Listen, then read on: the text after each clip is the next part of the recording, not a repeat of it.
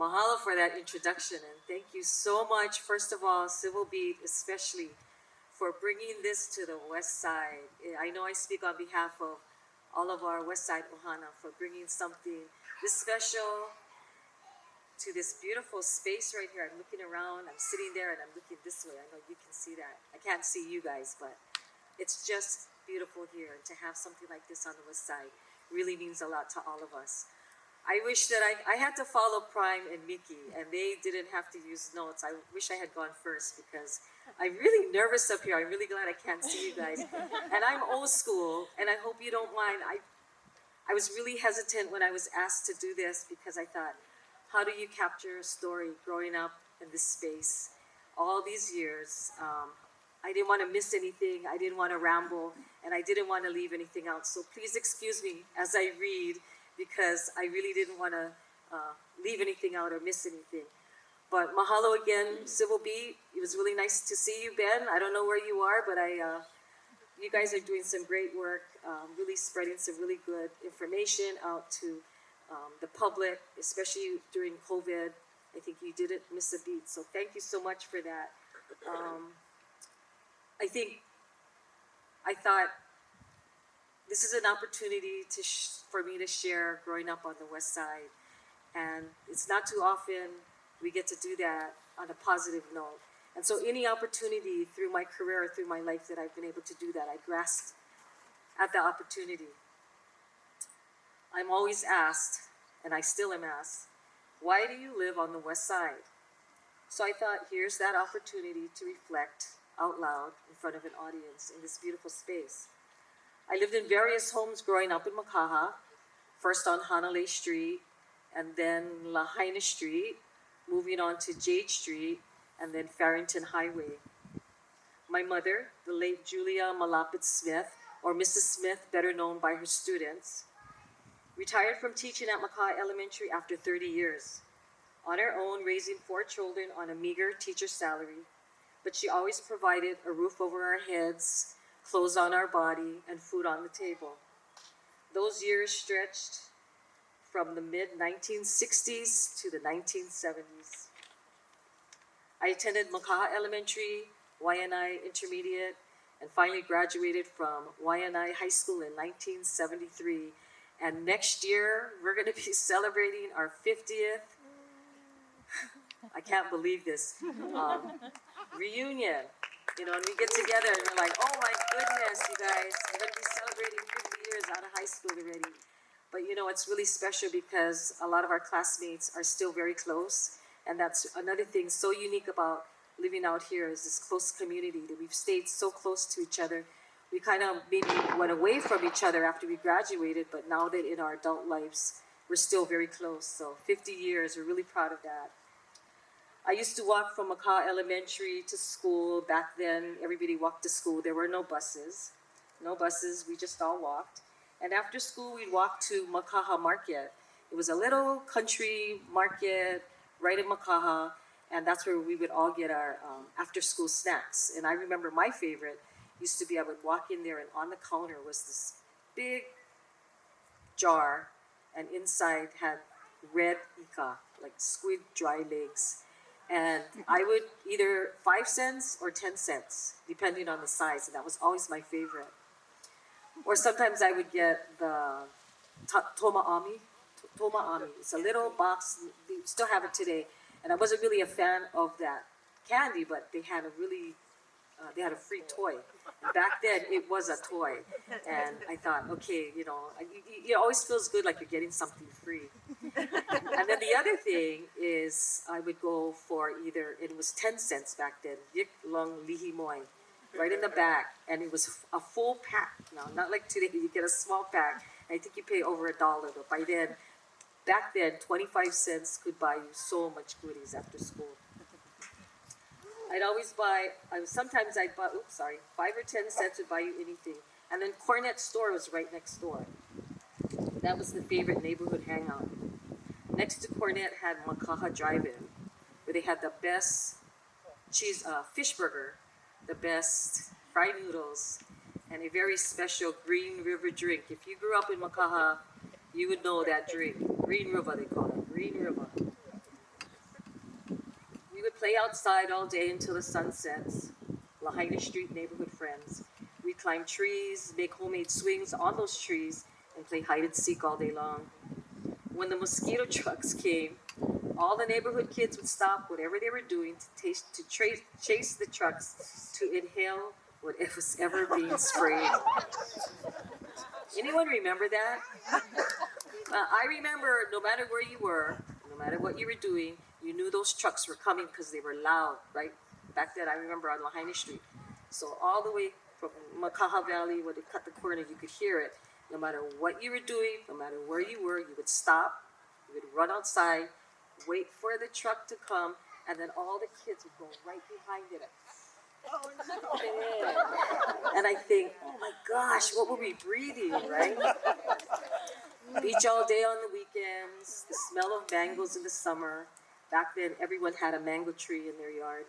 Summers were long. I know Prime talked about, and Mickey, I think, talked about the hot Ewa Plains and how hot it is.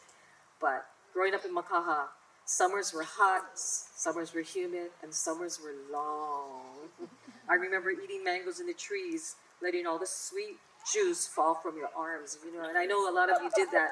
You'd eat it from the tree. You would just peel it, bite it, spit it out, eat the mango. It would fall, all the juice would fall down.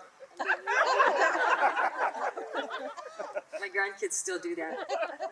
Best childhood memories. Life was simple. We didn't have much, but we had each other. Family and friends who became family.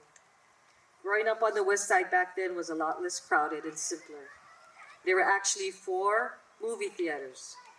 2 in Waianae, 1 in Maili, and 1 in Nanakuli. The one that I remember best was given a nickname Cockroach Palace, and you can imagine why. And it used to sit right where the Waianae McDonald's is today. It was an open-air theater, and we would spend a lot of our long, hot summer nights watching movies. I don't really remember what movies were, but the projector in the back, you know, that you could just see. The sound wasn't very good, but it was something to do, and it was fun, and you would hang out with, you know, growing up in Makaha, you'd see the Waianae kids, you'd see the Maili kids, you'd see the Nanakuli kids, right? But, you know, it was simple, and it was fun. I remember making the long journey from Makaha to Waipahu in my mom's Volkswagen Bug, which was like going to town. Farrington Highway was a 2-lane road, one lane out and 1 lane in from Makaha, all the way past Waipahu. Once we got past Kahi Power Plant, Farrington Highway took us past Onakai Hale, reared upwards, and passed in front of where the water park is now. Then through the heart of Kapolei, where Chili's, Queens Medical Building, and Walmart now stands. I remember passing through that location back then and would always think to myself, with no offense to anybody here from old Makakilo, why would anyone want to live there?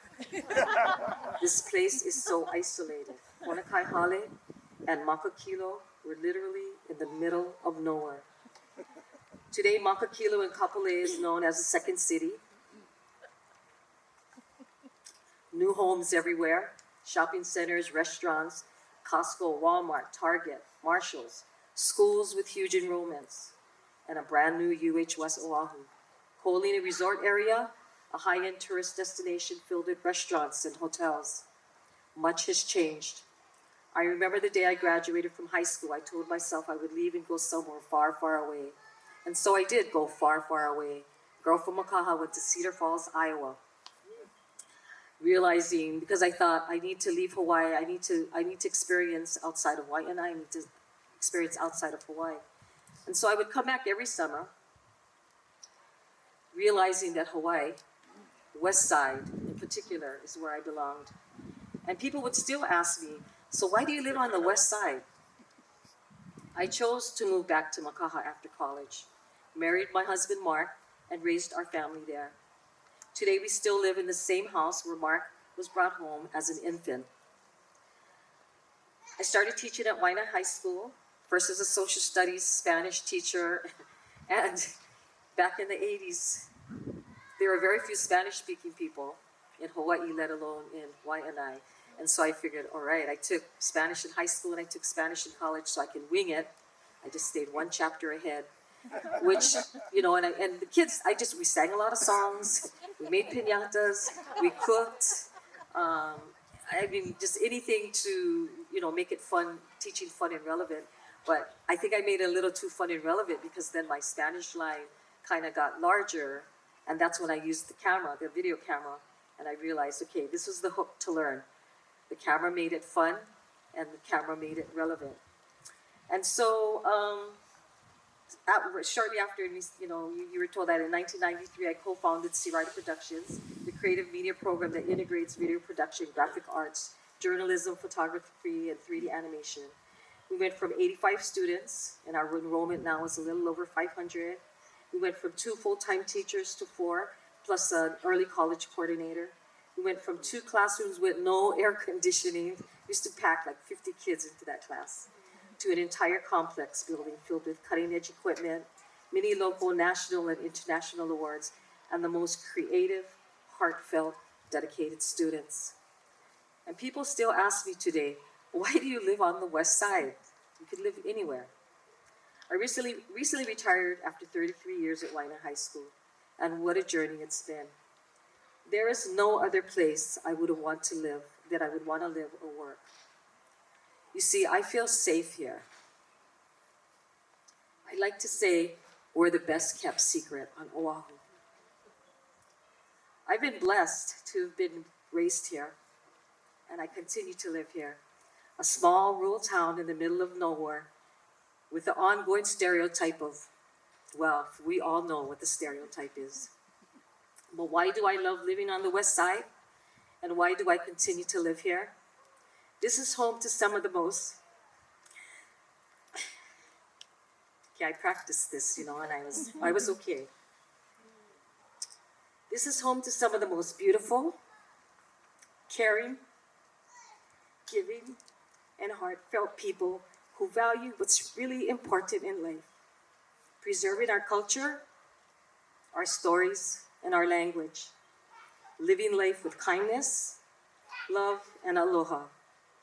Always, always, always with aloha. And that is why. Mahalo again for bringing this to the West Side, because West Side, we all know, is best side. Thank you, Sylvia.